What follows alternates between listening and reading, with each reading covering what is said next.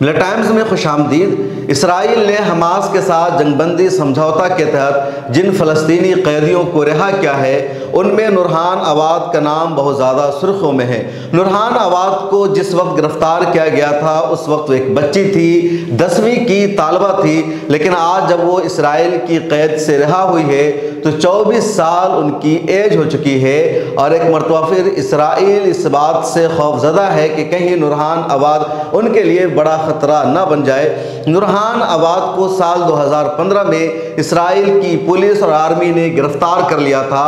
نورہان عواد مسجد اقصی میں نماز ادا کرنے جا رہی تھی، تبھی اسرائیل کی آرمی نے نورہان عواد پر حملہ کیا، فائرنگ کی اور 3 گولی ماری گئی نورہان عواد کو۔ ایک گولی نورہان عواد کی ٹانگوں میں لگی، دوسری گولی ان کے پیٹ میں لگی اور تیسری گولی لگی تھی ان کی کمر میں۔ اس کے بعد وہ بری طرح زخمی ہو گئی اور اس دوران ہی اسرائیل کی آرمی نے نورہان عواد کو گرفتار کر لیا۔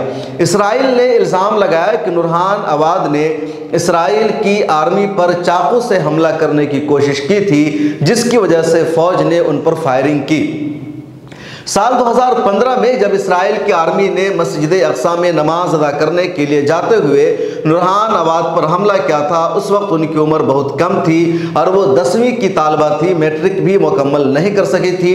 اسرائیل کی جیل میں پہنچنے کے بعد نورہان عواد نے اپنی تعلیم کو جاری رکھا اور انہوں نے 94% نمبر حاصل کیا میٹرک کے ایگزام میں۔ اس کے بعد انہوں نے آگے کی تعلیم کو جاری رکھا، القدس یونیورسٹی سے اوپن میں داخلہ لیا اور اس طرح ان کی تعلیم کا سلسلہ جاری رہا، اور 8 سالوں بعد 2023 میں نورہان عواد کی بھی رہائی ہوئی ہے۔ اسرائیل کی عدالت میں ان کے خلاف مقدمہ چلایا گیا، پہلے 13 سال قید کی سزا سنائی گئی، اس کے علاوہ ان پر جرمانہ بھی لگایا گیا، قید کی سزا میں بھی اضافہ کیا گیا، اب ان کی رہائی عمل میں آئی ہے۔ نورہان عواد پر اسرائیل نے جو حملہ کیا تھا، جس طرح ان کو گولیاں ماری گئی تھی، وہ درد ابھی تک نورہان عواد کے اندر پایا جاتا ہے، گولی ان کے جگر میں ابھی تک موجود ہے، جس کی وہ شدت کو محسوس کرتی ہے، ان کی تکلیف کم نہیں ہوئی ہے۔ نورہان عواد کی کئی ساری خوبیاں ہیں، ان کی ذہانت کی سب سے بڑی مثال اور کامیابی یہ ہے کہ نورہان عواد ہونٹ کی جنبش کو دیکھ کر اسے الفاظ میں تبدیل کر دیتی ہے۔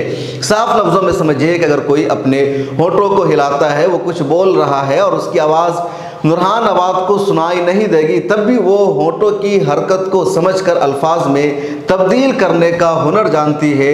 یہ نورہان عواد کی سب سے بڑی خوبی ہے۔ اس کے علاوہ بہت زیادہ ذہین ہے، کئی ساری صلاحیتوں کے مالک ہے۔ نورہان عواد جب اسرائیل کی قید سے آزاد ہوئی اور مشرقی یروشلم میں پہنچتی ہے تو ان کا شاندار استقبال کیا گیا، سوشل میڈیا پر تصویریں بھی وائرل ہوئی ہے، اور یہ کہانی صرف نورہان عواد کی نہیں بلکہ زیادہ تر فلسطینی قیدیوں کی یہی کہانی ہے۔ جب اسرائیل کی آرمی نے فلسطینیوں کو گرفتار کیا تو اس وقت ان کی عمر 10 سال، 12 سال، 15 سال کی تھی، وہ نابالغ بچے اور بچیاں تھیں، لیکن اب ان کو 10 سال بعد، 8 سال بعد، 15 سالوں بعد اسرائیل کی جیلوں سے رہائی مل رہی ہے۔ ان کی جوانی ضائع ہو چکی ہے، ان کا بچپنا کا دور ختم ہو چکا ہے، کئی عہد گزر چکا ہے۔ کئی ایسے لوگ فلسطینی ہوتے ہیں جن کی پوری زندگی اسرائیل کی جیلوں میں گزر جاتی ہے۔ دنیا حماس کے ذریعے اسرائیلیوں کو قید کرنے، گرفتار کرنے کے درد کو محسوس کر رہی ہے، لیکن دنیا اس درد کو محسوس نہیں کر رہی ہے کہ جن فلسطینیوں کو اسرائیل نے گرفتار کر رکھا، قیدی بنا رکھا تھا، ان کو برسوں بعد رہائی ملتی ہے، کبھی رہائی نہیں مل پاتی ہے۔ اگر حماس نے 7 اکتوبر کو اسرائیل پر حملہ نہیں کیا ہوتا تو ان مہیلاؤں کو، ان بچوں اور بچوں کو بھی آج آزادی نہیں مل پاتی، وہ اسرائیل کی جیلوں سے باہر نہیں نکل پاتے۔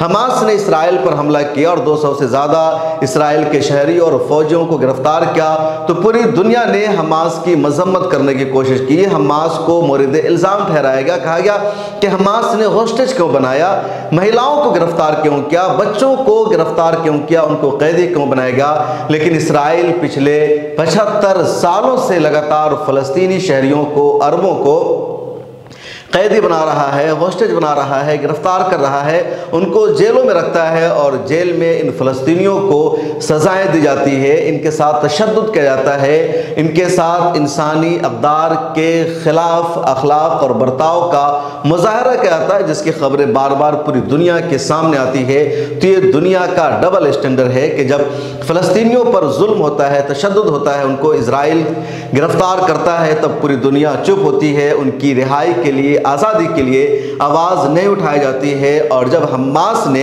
اپنے ہی لوگوں کو آزاد کرانے کے لیے اسرائیل کے شہری اور فوجیوں کو ہوسٹیج کیا، گرفتار کیا، تو پوری دنیا چیخ و پکار کرنے لگی اور چند ہی دنوں میں اسرائیل کو جھکنا پڑا حماس کے سامنے۔ اور اسرائیل کے اس جھکنے کا نتیجہ ہے کہ 50 کے بدلے میں حماس نے اپنے 150 شہریوں کو آزاد کرانے میں کامیابی حاصل کی ہے۔ اس ویڈیو میں اتنا ہی۔ آپ سے درخواست ہے ملت ٹائمز کو فائنینشلی سپورٹ کیجیے۔ ہم ایک نئی جگہ اپنی آفس کو شفٹ کر رہے ہیں، ایک الگ اسٹوڈیو بنا رہے ہیں، اس کے لیے مجھے آپ سے مدد بھی چاہیے۔ ڈسکرپشن میں اکاؤنٹ کی تفصیل موجود ہے۔ ملت ٹائمز کو آپ کی ضرورت ہے، ہماری آپ مالی مدد کریں۔